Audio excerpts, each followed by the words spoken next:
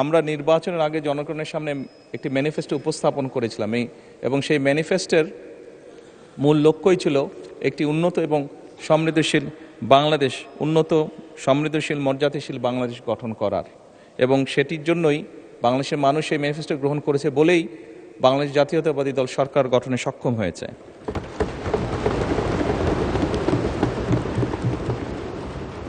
মাননীয় স্পিকার, উন্নত সমৃদ্ধ এবং মর্যাদাশীল বাংলাদেশ গঠনের লক্ষ্যে বিএনপির যে নির্বাচনী ইশতেহারে গণতন্ত্র, সুশাসন, অর্থনৈতিক উন্নয়ন এবং মানবিক মূল্যবোধের সমন্বিত বাস্তবায়নের উপর গুরুত্ব আরোপ করা হয়েছে। এতে অবাধ ও সুষ্ঠু নির্বাচন, প্রশাসনিক স্বচ্ছতা ও জবাবদিহিতা নিশ্চিত করার পাশাপাশি অবশ্যই আইনের শাসন, মানবাধিকার ও মত প্রকাশের স্বাধীনতা প্রতিষ্ঠার কথা বলা হয়েছে। দুর্নীতি দমন, বিনিয়োগ ও শিল্পায়ন বৃদ্ধি, কর্মসংস্থান সৃষ্টি এবং মানব সম্পদ উন্নয়নের মাধ্যমে অর্থনৈতিক সমৃদ্ধি অর্জনের লক্ষ্য নির্ধারণ করা হয়েছে।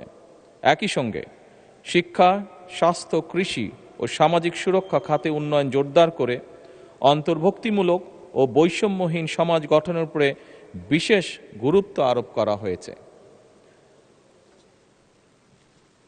এছাড়া সবার আগে বাংলাদেশ পররাষ্ট্রনীতির এই মূল দর্শনকে বিবেচনায় নিয়ে প্রতিটি ক্ষেত্রে বাংলাদেশের স্বাধীনতা, সার্বভৌমত্ব, জাতীয় স্বার্থ, জাতীয় নিরাপত্তা এবং জনগণের কল্যাণে সর্বাগ্রে প্রাধান্য দেওয়ার লক্ষ্যে কার্যক্রম শুরু হয়েছে। এর ভিতর সমতা, ন্যায্যতা ও পারস্পরিক সম্মানের ভিত্তিতে বাংলাদেশকে একটি আত্মমর্যাদাশীল রাষ্ট্র হিসেবে প্রতিষ্ঠার লক্ষ্যে সরকার কাজ শুরু করেছে এবং কাজ করে যাচ্ছে।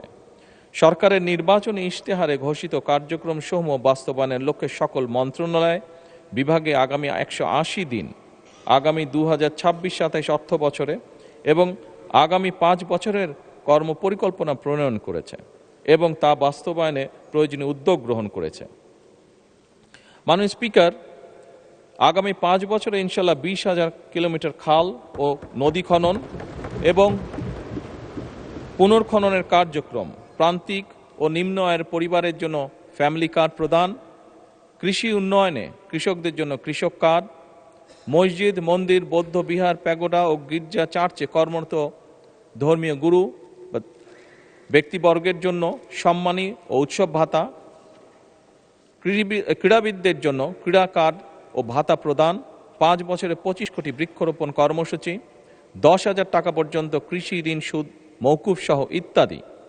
এছাড়াও সারা দেশের শহর ও গ্রাম অঞ্চলে খেলার মাঠ নির্ধারণ ও অবকাঠামো উন্নয়ন, হেলথ কার্ডের মাধ্যমে চিকিৎসা সেবা প্রদান, 5 লক্ষ সরকারি কর্মচারী নিয়োগের পরিকল্পনা এবং এই অর্থ বছরে প্রাথমিক বিশ্ববিদ্যালয় ইনশাল্লাহ 2 লক্ষ শিশুদের মাঝে বিনামূল্যে স্কুল ড্রেস, শুধু স্কুল ড্রেসই নয় মাননীয় স্পিকার, স্কুল ড্রেসের পাশাপাশি আমরা বাচ্চাদেরকে বাংলাদেশের তৈরি আমাদের একসময় যে সোনালী আঁশ বলতাম সেই জুট থেকে, পাট থেকে তৈরি আমরা বাচ্চাদেরকে স্কুল ব্যাগ দিব এবং একই সাথে ড্রেসের পাশাপাশি একই সাথে আজকে সকালে মাননীয় স্পিকার একটি পরিকল্পনা গ্রহণ করেছি। আমরা চেষ্টা করছি প্রাইমারি স্কুলের বাচ্চাদেরকে আমরা জুতো সরকার থেকে দেব, জুতাও দেওয়ার চেষ্টা করছি।